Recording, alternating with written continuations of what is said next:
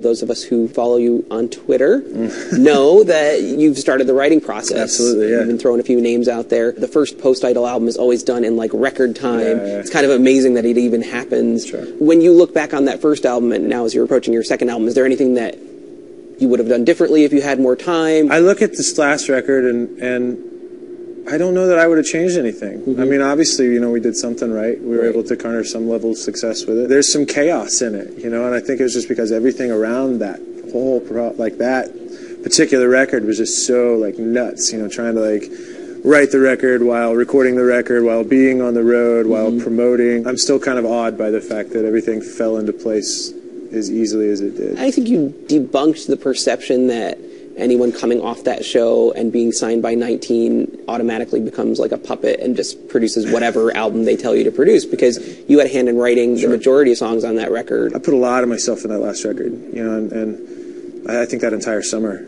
you know, I took 2 days off, I think, and to acclimate myself to that level of work and that level of like really just enveloping yourself in the process, to have the end result be what it has been.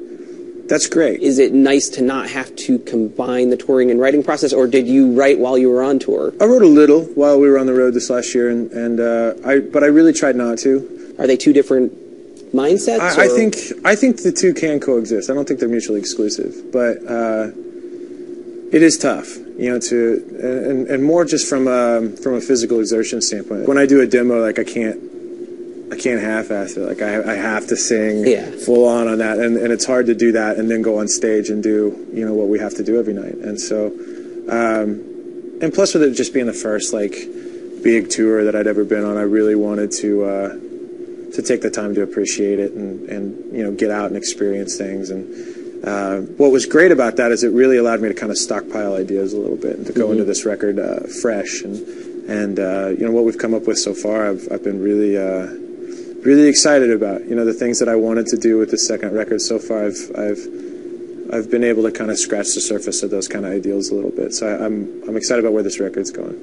Let us see how much scoop I can get out of you about this record. Okay. So you've tweeted that you've worked with David Hodges, Brian Howes. So you've worked with them. Any other collaborators that you've got lined up? There's talked about a lot of people. We've talked about Max Martin. We've talked about Ryan Tedder.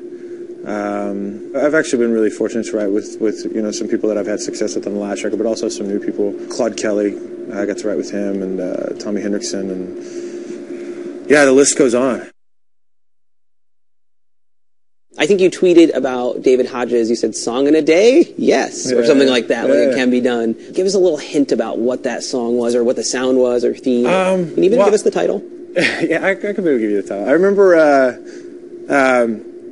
I had a 2-day session with David, and we'd come up with this great song, and I you know, we're all really excited about this song called "You and I." And we took like a weekend, and then I came back, and we did another 2 days. And that first day, we didn't come up with anything. And I can't speak for him, but I know I walked out feeling like, oh man, like did we, you know, is that well dry? Like did we just get that one song and that's it? And then the next day went in, and everything happened real quick. You know, it's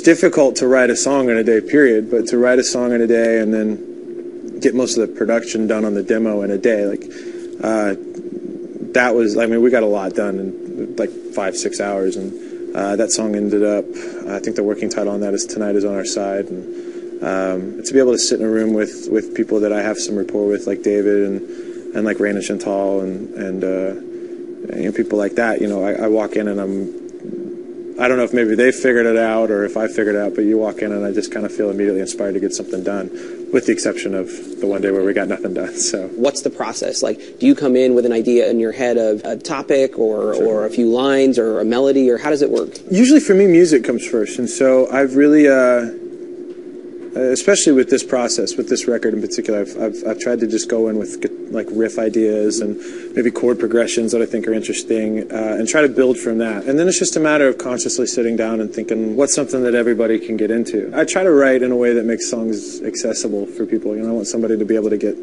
whatever they want out of that particular song.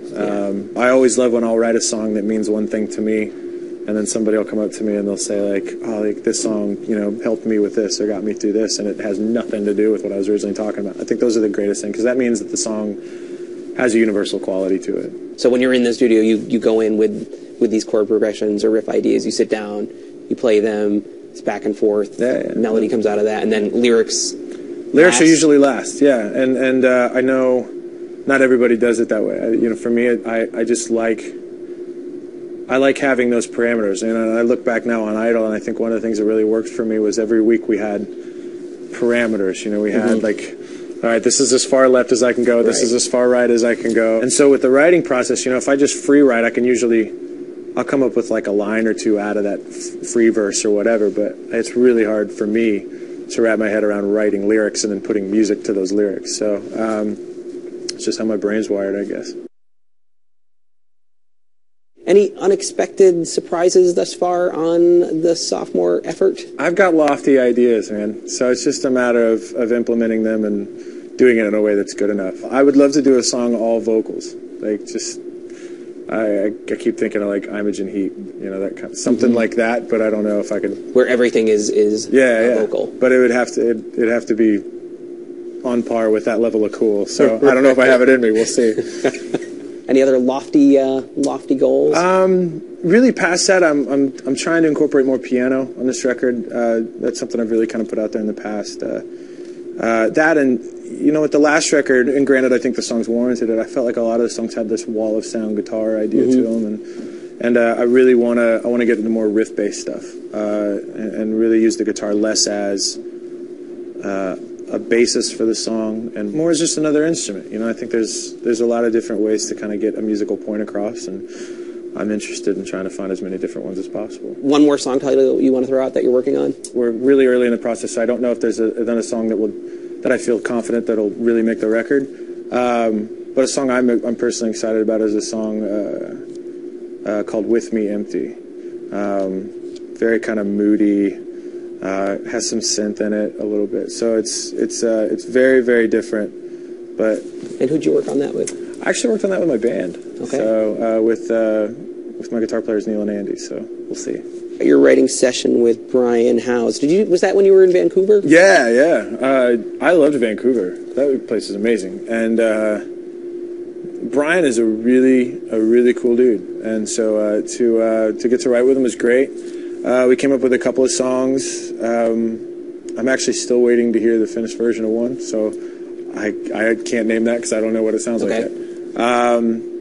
But this other song we worked on, a song called Boomerang, is really up-tempo kind of rock song. So I'm anxious to see where and if it all fits into everything else. And but yeah, I'm gonna have to visit Vancouver again soon. You're a latecomer to the Twitter thing. How do you feel about it? Were you reluctant? I was really reluctant, and it was really just I was looking at it, I think, the wrong way. I was looking at it as like, I didn't look at it as a promotional tool, right? And I didn't look at it as a way to directly connect to fans. I looked at it as a way to like,